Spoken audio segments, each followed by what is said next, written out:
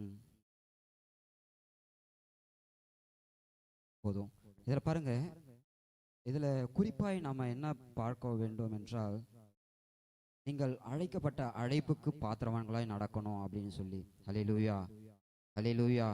கண்களை மூடி தலைகளை தாழ்த்தி, இன்னும் உம்மை அறியணுமே, இன்னும் உம்மை அறியணுமே, இன்னும் கிட்டே சேரணுமே, இன்னும் கிட்டே சேரணுமே.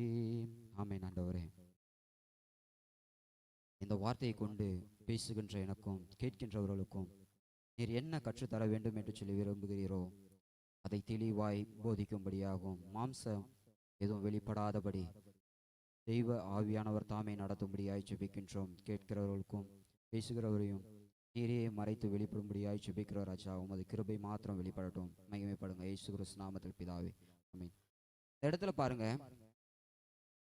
நீங்கள் அழைக்கப்பட்ட அழைப்புக்கு பாத்திரவான்களாய் நடக்கணும் அப்படின்னு சொல்லிட்டு இந்த இடத்துல எபேசியரை யார் எழுதுனது? எபேசியர் நிருபத்தை யார் எழுதுனது? சொல்லுங்களேன். யாரு? பவுல் எழுதினாரு. பவுல் எழுதும்போது சொல்றது, இன்னைக்கு பெரும்பாலும் உபதேசங்கள்ல பவுலுடைய உபதேசங்கள் ரொம்ப நமக்கு முக்கியமானதாகவும் தேவைப்படுகிறதாக இருக்கிறது. இன்னைக்கு அப்படிப்பட்ட உபதேசங்களை அநேகர் கொண்டு வருகிறது இல்லை. ஏனென்றால் அதில் கடிந்து கொள்ளுதல் இருக்கும், சீர்திருத்துதல் இருக்கும், அதில் வழி நடத்துகிறது இருக்கும், நம்ம எப்படியா இருக்க வேண்டும் என்று சொல்லியிருக்கோம். அது ஒரு சிலருக்கு எல்லாருக்குமே பிடிக்காது. அதனால் பவுலுடைய உபதேசங்கள் எல்லாம் இன்னைக்கு சரியாகி கொண்டு வருகிறது இல்லை. நம்ம அழைக்கப்பட்ட அழைப்புக்கு பாத்திரவான்களாக நடக்கணும் அப்படின்னு சொல்லிட்டு இந்த இடத்துல சொல்வதற்கு காரணம் என்ன? அது எபேசு பட்டணத்துக்கு பவுல் எழுதினாருப்பா, அதை ஏன் இப்போ கேட்குற அப்படின்னு சொல்லி கேட்டிங்கனாக்கா, இல்லை, வேதவசனம் என்றும் என்றும் நேற்றும் எப்பயுமே மாறாததாக இருக்கிறது. அதனால் இன்னைக்கு நமக்கு இந்த வார்த்தையை கொடுக்கணும்னாக்கா, இன்னைக்கு நாம் எப்படி அழைக்கப்பட்டவர்களாய் இருக்கின்றோம், நம்ம எப்படியாய் நடந்து கொண்டு இருக்கின்றோம் என்று பார்க்க வேண்டும். அல்லேலூயா. இன்னைக்கு நம்ம அழைக்கப்பட்ட அழைப்புக்கு பாத்திரவான்களா நடக்கின்றோமா? யோசிச்சு சொல்லுங்களேன். இல்லை.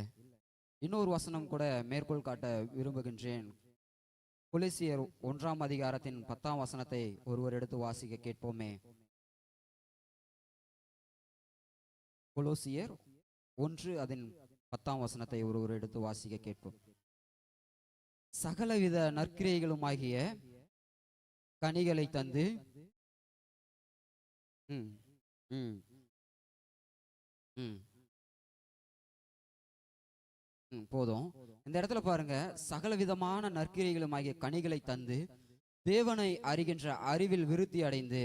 இன்னைக்கு நம்ம என்ன நினைச்சுக்கிட்டோம் அப்படின்னாக்கா, சபைக்கு வந்தோம், ஆண்டவரை தேடிட்டோம், ஞானஸ்தானம் எடுத்துட்டோம், அவ்வளவுதான், நமக்கு அறிவு வந்துருச்சு. இன்னைக்கு நேற்று தினத்துல ஒரு வேலை நிமித்தமாய் நாங்கள் கடந்து சென்று இருந்தோம்.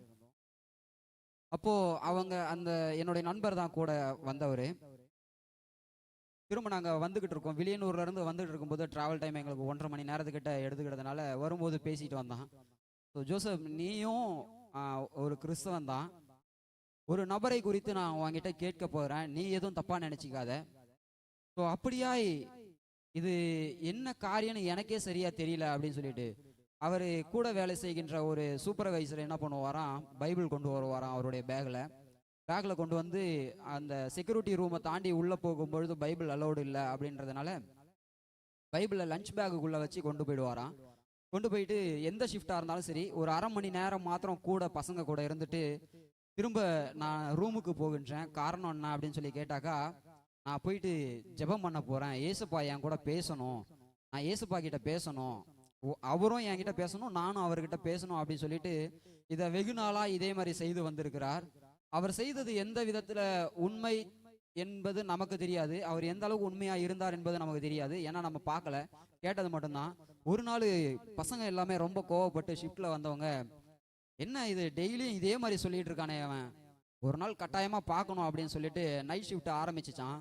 ஆரம்பிக்கும் பொழுது இவர் என்ன பண்ணியிருக்காரு, இதே மாதிரி எல்லா வேலைகளையும் விட்டுட்டு பசங்க கிட்ட பிரிச்சு அலகேட் பண்ணி விட்டுட்டு போயிட்டு, அவர் நான் ஜெபிக்க போகின்றேன், பைபிள் படிக்க போகிறேன், அதனால் நீங்கள் என்ன எதுவும் கேட்காதீங்க அப்படின்னு சொல்லிட்டு கம்பெனியில் ஒரு மொபைல் கொடுத்துருப்பாங்க, அதை என் நண்பர்கிட்ட கொடுத்துட்டு போயிட்ட உடனே பசங்க என்ன பண்ணாங்களாம், ஆட்டோமேட்டிக் மோட்ல எல்லாத்தையும் ஆப்ரேட் செய்து விட்டு வந்து பார்த்தாக்கா பக்கத்துல செவுரு ஒன்று இருந்ததான். அந்த தூண், ஒரு சின்ன தூண் ஒன்று, அதை பிடிச்சிக்கிட்டு பைபிளை கீழே போட்டுட்டு கால் அது மேல கிடக்கான். இவரு தலையில இப்படி கையை வச்சுட்டு தூங்குறாராம். அல்லேலூயா, அல்லேலூயா. இப்ப பாருங்க, இன்னைக்கு இந்த இடத்துல தேவனை அறிகின்ற அறிவில் விருத்தி அடைந்துன்னு இருக்கு. அறிகிற அறிவுல நம்ம விருத்தி அடையாம இன்னைக்கு விருதாவா பண்ணி கொண்டு இருக்கின்றோம். அல்லேலூயா. ஸோ அவன் கேட்குறான், டே ஏசப்பாவை ஜெபம் பண்றவங்க எல்லாமே இது வரைக்கும் இன்னைக்கு இயேசு கும்பிட்றவங்க எல்லாருமே பொய் சொல்லாததான் நான் பார்த்துருக்கிறேனே தவிர, அவன் எப்போ வாயை திறந்தாலும் பொய் மாத்திரம் தான்டா சொல்றான். நீ தப்பா நினைச்சிக்காத, நான் மறுபடியும் மறுபடியும் அதை சொல்ல சொல்ல எனக்கு ரொம்ப சுருக்கு சுருக்குன்னுது. ஏன்னா இன்னைக்கு மனுஷங்களை பற்றி சொல்லும் பொழுது ஒரு மிருகம் பேசி கொண்டிருந்தால் அது மனுஷனா இருக்கின்ற ஒருத்தனுக்கு புரியுதுனாக்கா, மனுஷன் என்ன பண்ணுவானாக்கா அந்த மிருகத்தை கல்லாலேயோ அவன் கையில கிடைக்கிற கழியாலேயோ அடிப்பான். ஏன்னா தன்னுடைய இனத்தை பற்றி, ஒரு ஜாதியை பற்றி சொல்லும் பொழுது அந்த ஜாதிக்குள்ளாக இருக்கின்றவர்கள் யாராய் கேட்டால் கோபம் வரும். ஒரு மதத்தை குறித்து சொன்னால் அந்த மதத்தில் இருக்கிறவர்கள் கேட்டால் அவர்களுக்கு கோபம் வரும். ஒரு மார்க்கத்தில் இருக்கிறவர்களை பற்றி சொன்னால் ஒரு மார்க்கத்தில் இருக்கிறவர்களுக்கு கோபம் வரும். அப்படியாய் நான் அந்த இடத்துல அவங்கிட்ட கோபப்படணுமா இல்ல அந்த காரியத்திற்காக அவமானப்படணுமா என்பது தெரியாமல் நான் அன்னைக்கு நேற்று தினத்துல கடந்து வந்தேன். இன்னைக்கு நாம எப்படிப்பட்டவர்களா இருக்கின்றோம்?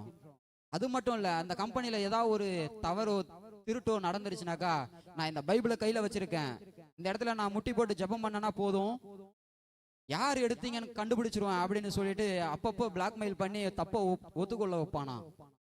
எப்படியாப்பட்ட காரியங்கள் பாருங்க. இன்னைக்கு நம்ம கிறிஸ்துவத்துக்குள்ளாக இருக்கும் பொழுது வேதத்தையும் ஆண்டவரையும் எதற்காக பயன்படுத்த வேண்டுமோ அதற்காக பயன்படுத்தணும். இன்னைக்கு தேவையில்லாத காரியத்திலெல்லாம் நம்ம பயன்படுத்திக்கிட்டு ஆண்டவருடைய நாமத்தையும் சரி நம்மையும் நம்ம கொச்சப்படுத்தி கொண்டு வாழ்ந்து கொண்டிருக்கின்றோம். தேவனை அறிகின்ற அறிவுல நம்ம விருத்தி அடைந்துட்டோம்னாக்கா எந்த காரியத்திற்காக நாம இவைகளை செய்ய வேண்டும், எந்த காரியங்களை எப்படி நேர்த்தியாய் நடக்க வேண்டும் என்று சொல்லி அவர் போதிக்க நாம் சரியாய் நடக்கிறவர்களாய் இருப்போம். இதுல மேல இருக்கும் பொழுது, மேல சொல்லப்படும் பொழுது சகல வித நற்கிரியைகளுமாக கனிகளை தந்து, இன்னைக்கு அவரை அறிகின்ற அறிவு நமக்குள்ளாக வந்துருச்சுனாக்கா சகல விதமான நற்கிரிகள் தருகின்ற கனிகளை நம்ம தந்து வாழ்வோம். இல்லையே, நம்மளுடைய வாழ்க்கையில கனிகளை தருகிறதா இல்லை, அந்த கனிகள் பூத்து ரெடியாய் நின்றா கூட, கனிகள் கொடுக்க வேண்டும் என்று சொல்லி பிஞ்சி விட்டு இருந்தா கூட அதை பறித்து போட்டு மிரிக்கிறவர்களாய் நாம் வாழ்ந்து கொண்டு இருக்கின்றோம். அது மாத்திரம் கிடையாது, கர்த்தருக்கு பிரியம் உண்டாக அவருக்கு பாத்திரமாய் நடந்து கொள்ளணும் அப்படின்னு சொல்லி, அவருக்கு பிரியம் உண்டாக நம்ம என்ன பண்ணணும் வாழணும்னாக்கா, அவரை அறிகின்ற அறிவுகளை விருத்தி அடைந்து நல்ல கனிகளை கொடுக்கின்றவர்களாய் நாம் வாழும் பொழுது அவருக்கு பிரியம் உண்டாகும். அப்ப நமக்கு என்ன கிடைக்கும்? சமாதானமும் கிடைக்கும். நம்மளை சுற்றி இருக்கிறவர்கள் மத்தியினால நமக்கு என்ன பண்ணும்? சந்தோஷமும் கிடைக்கும், சமாதானமும் கிடைக்கும். அவங்களோடு கூட நல்ல ஒரு உறவுகளும் ஐக்கியமும் கிடைக்கும். இன்னைக்கு நம்ம கர்த்தருக்கு பிரியம் உண்டாகிறவர்களாயும் இல்லை, மனுஷனுக்கு பிரியம் உண்டாகிறவர்களாகவும் இல்லை. ரெண்டுத்துக்கு நடுவுல பாதி ஆண்டவரை பிடிச்சுக்கிறது, பாதி மனுஷனை பிடிச்சு கொண்டு வாழ்கிறதுனால இன்னைக்கு நம்ம எப்படியாய் வாழ்ந்து கொண்டிருக்கணும், எதற்காக வாழ்ந்து கொண்டிருக்கின்றோம் என்ற நோக்கம் தெரியாமல் வாழ்ந்து கொண்டிருக்கின்றோம். இன்னொரு வசனத்தை கூட நாம் வாசிக்கும் பொழுது தெசலோனிக்கேயர்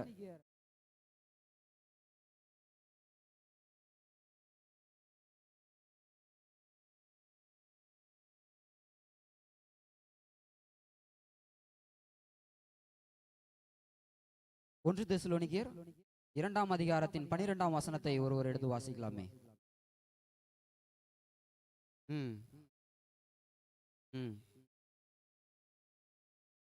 இந்த இடத்துல பாருங்க, அப்போஸ்தலனாகிய பவுலின் நிமித்தமாய் நமக்கு அநேக எச்சரிப்புகள்லாம் வந்திருக்கிறது. அதை திருச்சபையின் மெய்ப்பரும் அதை போதிக்கின்றவர்களும் அவர்கள் நிமித்தமாய் நமக்கு அநேக போதிப்புகள் வந்திருக்கிறது. ஆனா அவைகளெல்லாம் விட்டு நம்ம என்ன பண்றோம்? விலகி போகிறோம். காரணம், இன்னைக்கு நம்ம சரியாய் நடந்து கொள்ளாமல் பாதி ரெண்டுத்துக்கும் நடுவுல நின்று கொண்டிருக்கிறதுனால, மாம்சம் சொல்றதை கேட்கிறதா ஆவி சொல்லுகிறதை கேட்கிறதா என்று சொல்லி நம் வாழ்க்கையில நடந்து கொண்டிருக்கிறதுனால எச்சரிப்புகள் எல்லாவற்றையுமாக நம்ம என்ன பண்ணுகின்றோம்னாக்கா விட்டுட்டு போகின்றோம்.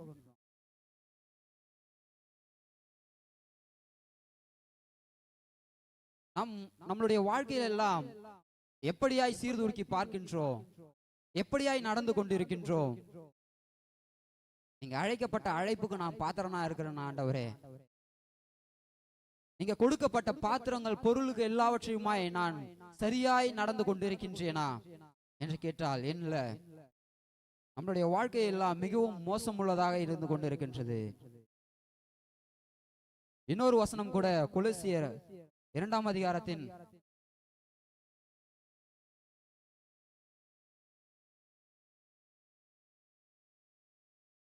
10ஆம் வசனம் கூட வாசிக்கலாமே.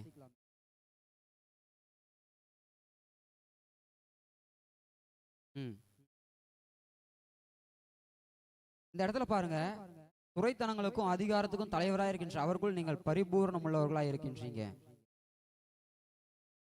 அதிகாரத்தை மாத்திரம் நம்ம பிடிச்சுக்கிட்டு இருக்கிறோம், பூரணமாய் இருக்கணும் அப்படின்றத நம்ம விரும்புறது இல்லை. காரணம், நான் கிறிஸ்தவன், எனக்கு எல்லாம் பயப்படுவாங்க, நான் கிறிஸ்துக்குள்ளாக இருக்கின்றேன், எல்லாம் எனக்கு பயப்படுவாங்க என்று சொல்லி நம்ம வாழ்ந்து கொண்டு இருக்கின்றோம். இப்படிப்பட்ட வாழ்க்கை நமக்கு தேவையா?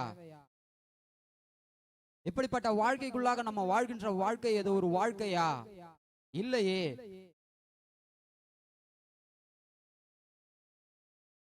நான் பூரணமா இருக்கணும்னு நான் விரும்புறேன் ஆண்டவரே. நீங்க அந்த பூரணத்தை தானே எனக்கு கொடுத்தீங்க. நீங்க என்னை அழைக்கும் பொழுது அந்த பூரணத்தை தானே என்னை நடத்தணும்னு சொல்லி நீங்க விரும்புனீங்க. நீங்க என்னை அழைக்கும் பொழுது சகல விதமான நல்ல கனிகளை தர வேண்டும் என்று சொல்லி தானே என்னை அழைத்தீங்க. நீங்க என்னை அழைக்கும் பொழுது எல்லாருக்கும் ஒரு முன்மாதிரியா இருக்க வேண்டும் என்று சொல்லி தானே என்னை அழைத்தீங்க. ஆனா அதற்கு நான் பாத்திரனா இல்லையே. என்னை ஒரு விசையாய் நீங்க பயன்படுத்துங்க ஆண்டவரே, என்னை ஒரு விசையாய் நீங்க பயன்படுத்துங்க ஆண்டவரே என்று சொல்லி கேட்கும் பொழுது அவர் பெரிய காரியங்களை செய்கிறவராய் இருக்கின்றார். அது மாத்திரமல்ல, அழைக்கப்பட்ட அழைப்புக்கு பாத்திரவங்களாம் நடந்துட்டோம் அப்படின்னாக்கா, எபேசியர் 4ஆம் அதிகாரத்தின் 2ஆம் வசனத்தை கூட ஒருவர் வாசிக்கலாமே.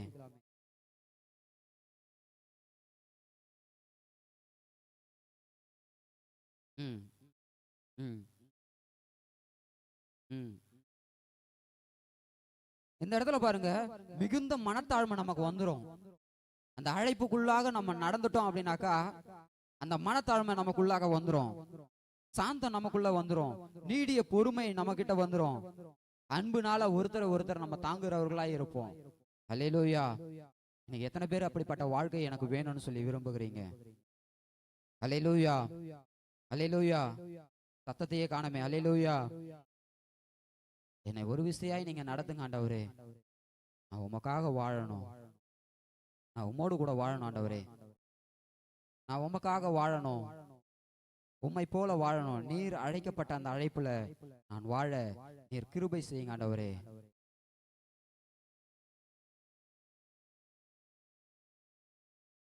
நீங்க கிருபை செஞ்சாக்கா அந்த அழைப்புல நான் நிற்க ரெடி ஆயிடும் ஆண்டவரே.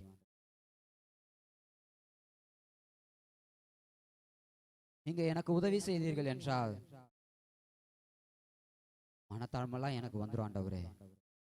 இன்னைக்கு நான் உங்க கையை பிடிச்சிக்க விரும்பல ஆண்டவரே. நீங்க என் கையை பிடிச்சு நடத்துங்க, என் கையை பிடிச்சு நீங்க நடத்துங்க ஆண்டவரே.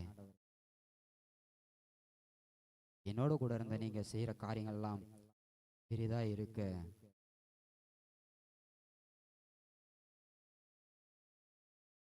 நீர் என்னோடு கூட இருந்து நடத்துங்க ஆண்டவரே.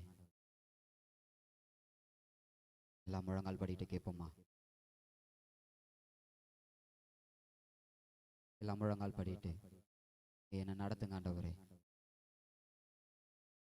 அழைக்கப்பட்ட அழைப்புல நான் பாத்திரனாய் இருக்க, நான் அந்த அழைக்கப்பட்ட அழைப்புக்கு பாத்திரவானாய் இருக்க, அந்த அழைப்புல நான் நிலைத்து நிற்க என்னை தகுதிப்படுத்துங்க ஆண்டவரே. என்னை ஒரு விசையாய் தகுதி